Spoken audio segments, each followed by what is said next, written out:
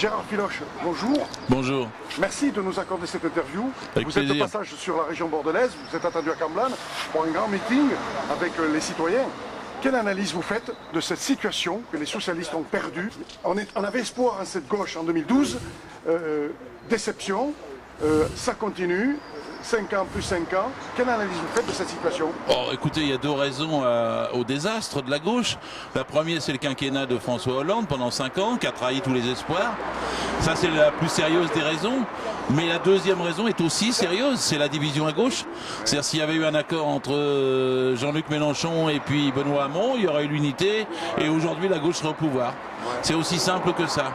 C'est-à-dire qu'en vérité, ce peuple a besoin de gauche, le salariat a besoin de gauche, les syndicalistes sont l'arme au pied et on va se faire massacrer par Macron.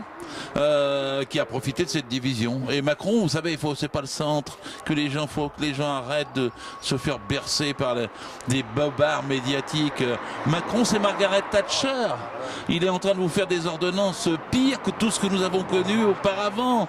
Non seulement il va casser le droit du travail, mais il va casser la protection sociale. Il va nous enlever le salaire brut. Il va faire que ça soit payé par l'impôt. Donc vous avez en fait un vrai danger en face de nous. On est à quelques jours du premier tour. Pour ceux qui m'écoutent ou qui m'écouteront à temps, je leur dis surtout, déplacez-vous, ne vous abstenez pas, allez voter contre lui. Votez pour quelqu'un de gauche, anti-Macron. Le premier que vous trouvez qui est anti-Macron et qui est de gauche, mettez votre voix pour lui. Parce que sinon, vous allez vous réveiller trop tard. Cette situation, on a vu Marine Le Pen, Emmanuel Macron, entre la peste et le choléra, quel choix on avait? Quel choix avaient les Français? Ils n'avaient pas le choix. Ah mais non, on n'avait pas le choix, mais le débat Macron-Le Pen ne reflète pas la vie politique et la société française. La société française, c'est 93% des actifs sont salariés, et puis vous avez 1% des gens qui possèdent la moitié du patrimoine. Le débat Macron-Le Pen est un débat en trompe-l'œil. Malheureusement, les médias, 95% des médias sont entre les mains de 9 milliardaires, le CAC 40 et le MEDEF ont fait une propagande pour que ça soit Macron qui passe. Ils ont réussi leur coup. C'est une forme de putsch. Le gars n'était pas connu, c'est un homme de cabinet, il a manœuvré, menti, trahi, trompé tout le monde, mais il est là. Alors maintenant, il faut se battre contre lui, parce que je répète, il faut d'abord ouvrir les yeux aux gens. On nous dit qu'il va avoir une majorité absolue. C'est incroyable. Je veux dire, les candidats sont des affairistes, des lobbyistes, des vendeurs de tupperware, des start-upistes, des gens qui n'ont aucune culture politique et qui vont être des godillots à l'Assemblée nationale, qui ne sont pas préparés, ou plutôt trop bien préparés pour suivre ce que Macron va faire. Et donc on va avoir un pouvoir rétrograde, centralisé, plébiscitaire, extrêmement menaçant pour les millions de salariés qui produisent des richesses de ce pays et qui n'en reçoivent pas la part qu'ils méritent. Faut-il qu'il y ait un électrochoc pour que véritablement les Français se réveillent? Est-ce qu'il n'y ait pas cet électrochoc? Il n'y a pas cet électrochoc, il n'y a pas l'union des syndicats des uns et des autres pour que justement il y ait un compte au pouvoir dans ce pays? Là, l'électrochoc, on aurait pu l'avoir s'il y avait une unité de la gauche, et on va l'avoir parce que malheureusement Macron va nous frapper brutalement. Que les gens fassent attention. L'impôt devait être prélevé à la source sur le bulletin de paye du 30 janvier 2018. Il a reporté ça d'1 an. Pourquoi? Parce qu'il va supprimer toute la partie du salaire brut, l'assurance sociale, la retraite, et puis le chômage du bulletin de paye. Les gens vont avoir du mal à comprendre qu'on leur enlève quelque chose d'essentiel. Parce que dans la vie, c'est le salaire brut qui compte, pas le salaire net. Le salaire net, c'est ce que vous avez au mois, mais le salaire brut, c'est ce qui vous sert sur toute la vie. Et il va attaquer le salaire brut. Et il va dire aux gens, non, je vous donne 30 € de plus sur le salaire net. Et ça va être évidemment une tromperie à une échelle de masse. Elle aurait été mise à bas, cette tromperie, s'il y avait eu le prélèvement de l'impôt à la source. Donc il l'a reporté. C'est un menteur et un manipulateur. Il attaque ce qui existait depuis 1945 en matière de salaire, et il va nous les baisser, nos salaires, et donc c'est contre ça que les gens ouvrent les yeux. Je pense que les organisations syndicales vont aider, je pense qu'il y aura une résistance sociale, mais je le dis, cet homme-là est capable de résister aux manifestations comme l'année dernière. Ils ont résisté aux 14 manifestations d'El Khomri. Il faut donc un mouvement d'une force et d'une ampleur beaucoup plus grande encore. Comment vous voyez votre situation en tant qu'inspecteur du travail à la retraite? Comment vous verriez votre métier maintenant, là? Est-ce que vous auriez des difficultés pour faire appliquer ces lois je dirais. Comment vous vérifiez? Mais évidemment, l'indépendance de l'inspection du travail a été remise en cause. Et vous avez une circulaire sortie d'un décret du 12 avril, le dernier mauvais cadeau de M. Cazeneuve et de Mme El Khomri, 12 avril 2017, qui enlève les moyens des contrôles à l'inspection du travail, qui la rend vulnérable quand elle contrôle.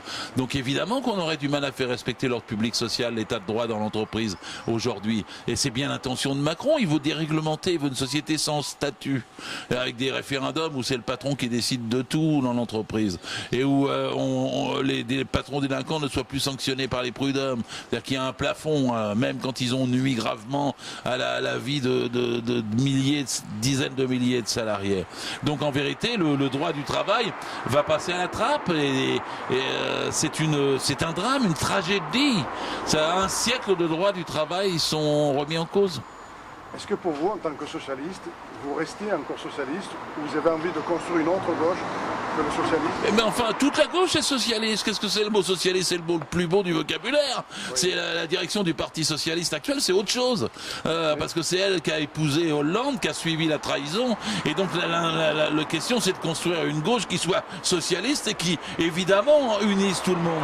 Et il faut unir tout le monde, parce que la gauche sans unité, elle est rien. Elle sera jamais rien sans unité. Et la gauche, c'est un maillage de territoires, de partis, d'associations, de syndicats. C'est avec des élus. C'est ce qui permet dans tous les quartiers, dans tous les bureaux, dans les entreprises, de résister au capitalisme. La gauche, c'est pas des partis plébiscitaires, c'est pas des partis verticaux, c'est pas des partis centralistes. La gauche, c'est des partis démocratiques, pluriels, et qui s'associent sur un programme commun. Comme ça, chaque fois que la gauche est unie, comme en 36, elle peut gagner, en 97, elle peut gagner. Mais quand elle est divisée, elle perd. Et la tragédie actuelle de la gauche, c'est que face à la grave attaque de Macron, elle est divisée. Il faut qu'elle s'unisse, qu'elle s'unisse, qu'elle s'unisse, qu'elle s'unisse, qu'elle s'unisse. C'est du travail, là. Oui, ça c'est mon job là. Ça fait déjà 18 mois avec tous mes amis de démocratie et socialistes qu'on s'est battus sur une ligne unitaire. Et là, on a bien l'intention avec la gauche démocrate et socialiste que nous construisons et qu'elle soit interpartie et que l'axe, ça soit l'unité de la gauche. Est-ce qu'il ne faut pas changer le nom, ne plus mettre socialiste et trouver un autre nom? Monsieur, moi je suis un marxiste. Le socialisme, c'est la première étape de la socialisation des moyens de production, de leur distribution des richesses avant de passer au communisme. Pourquoi on changerait un si beau nom? Il appartient à Jaurès, il appartient pas à Macron, ni à Cambadélis, ni à Hollande. Oui, mais les Républicains ont changé leur nom. Ils étaient moi je leur conteste le mot de républicain. Ils sont pas républicains, moi je suis socialiste. D'accord. Donc il faut garder le mot socialiste à vos yeux. Mais même si Cambadélis, si vous l'abandonnez, mais s'il l'abandonne, je le reprends tout de suite. D'accord. Donc, quel message fort vous avez envie de faire passer aux concitoyens, à cette jeunesse qui ne croit plus à la politique, qui ne croit plus aux hommes politiques? Mais c'est pas vrai. Tous les jeunes que je connais ils croient à la politique. Et vous verrez qu'il y aura des explosions de jeunes avant même qu'il y en ait de plus âgés. Parce que c'est eux qui vont payer la casse des droits du travail. Oui. Nous sommes un pays qui est le plus politisé au monde, monsieur. Il y a 4, 5, 6 millions de personnes qui font de la politique toute la journée, qui participent aux réunions. Le problème, c'est que pour gagner une élection présidentielle, il faut entraîner 46 millions de personnes. Donc notre travail, c'est celui-là.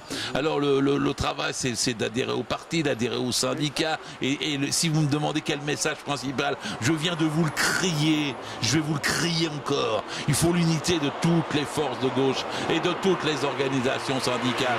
Et on doit demander l'augmentation des salaires, on doit demander la défense des retraites, parce qu'il va nous attaquer encore les retraites. Et on doit demander la protection sociale, on doit demander ce qui permet de réduire la durée du travail et de lutter contre le chômage. Vous savez, c'est simple. Un SMIC à 1800 €, une retraite à 60 ans, 32 heures dans la semaine, et pas de salaire supérieur à 20 fois le SMIC. C'est un vrai cri. Pourquoi aller chercher ailleurs ce qu'on doit défendre tous ensemble? Oui, donc il faudra préparer 2022 pour pouvoir... Mais non, je vous parle pas de 2022, non, moi. Mais qu'est-ce que c'est que 2022, monsieur? Je sais même pas s'il durera 1 an ou 2 ans, le Macron. Ah oui, pourquoi vous lui donnez une longévité qu'il ne mérite pas? Les institutions, vous savez, je vais vous raconter une histoire si vous avez le temps. En 1965, il y avait un ministre du général de Gaulle au travail, il s'appelait Robert Buron. Et en 1965, il a fait un mouvement qui s'appelait Objectif 72, parce que c'était un septennat à l'époque. Vous avez vu, il y a eu mai 68 entre-temps. Alors les élections ont eu lieu avant. Et puis après, quand il y a eu l'élection en 69, Pompidou a été élu, il a fait un autre mouvement qui s'appelait Objectif 76.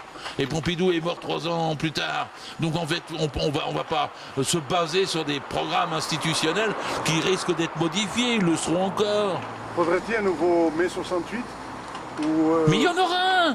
C'est pas à nous de dire faudrait, bien sûr qu'il en faut un. Et c'est quand les entreprises sont occupées qu'on gagne. C'est les grands moments de l'histoire. Et évidemment, si les gens sentent que dans la rue ça suffit pas, ils occuperont les entreprises. Il n'y aura pas besoin de leur dire. Vous verrez comment ça surgira.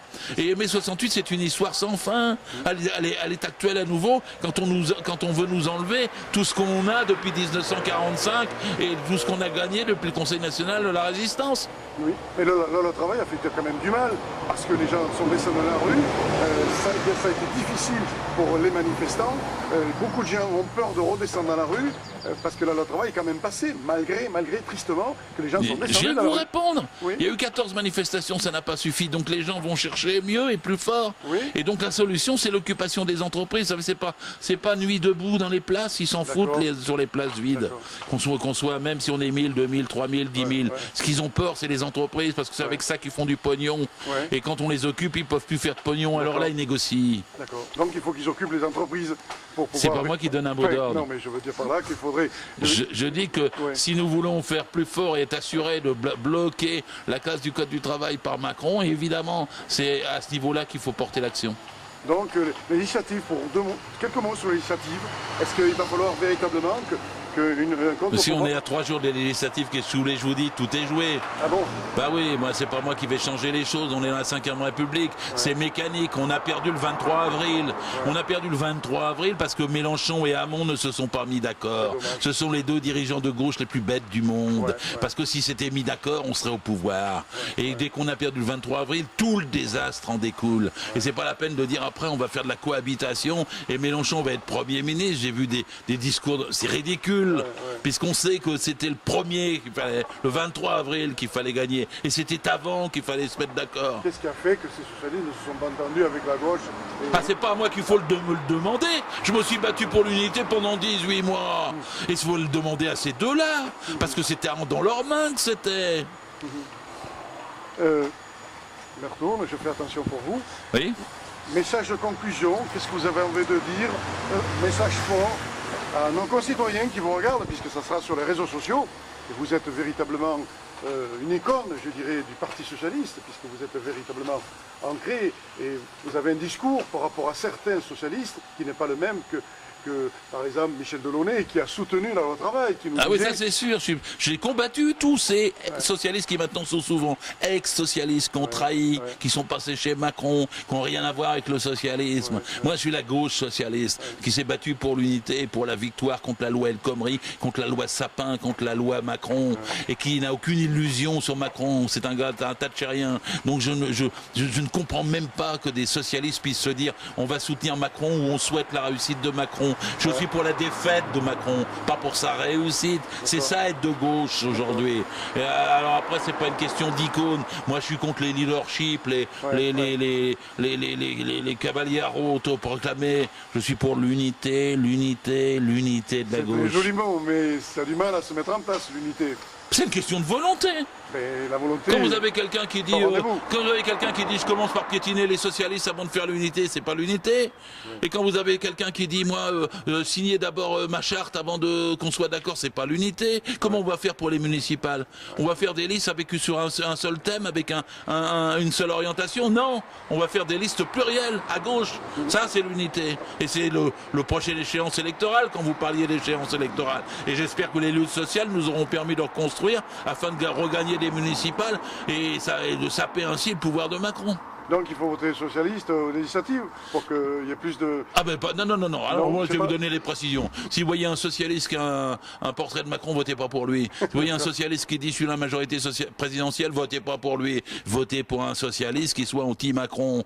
Votez pour un socialiste qui soit en accord avec le rouge, rose, vert, avec le reste, parce qu'on n'aura pas déjà beaucoup d'élus. Mais donnez votre voix en priorité à ceux qui se battent contre Macron. Oui, mais c'est vrai que ça va être difficile parce que les gens ne savent plus à quel sein se vouer et à quel Ils peuvent regarder. quand même. Et s'ils voient un tract socialiste avec majorité présidentielle, à la poubelle. S'ils voient un tract socialiste avec la tête de Macron, à la poubelle. Et s'ils voient un tract socialiste qui dit je suis de gauche, je me bats pour les ordonnances, ils mettent leur bulletin de vote. D'accord. D'accord. Donc il faut qu'il y ait... s'il y a... Alors vous présentez aux initiatives, non? Non. Pas du tout. Ah bon, pardon. Non. Vous savez, moi j'étais pour les... Il y a 22 candidats à Paris dans chaque circonscription, dont 5 ou 6 de gauche. À quoi ça sert de se présenter? On va être tous balayés. D'accord. Et la moyenne des candidatures, c'est 17 candidats en France. Parce que la gauche est divisée, parce qu'il y en a qui préfèrent avoir un candidat qui ne gagne pas pour avoir l'argent des voix des électeurs. Bon, et, si on voit toutes les choses maintenant par l'argent des voix des électeurs, tout en empêchant qu'on gagne à l'Assemblée nationale, ça devient triste. Super, merci. Je vous en prie.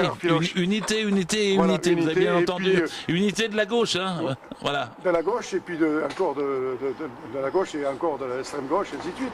Ben c'est la gauche et le camp du salariat. Donc ça suffit de dire la gauche. Tout à fait. Bon, d'accord. Ben écoutez, bon meeting pour ce soir. Merci. En espérant que vous aurez du monde à vous. Merci à vous.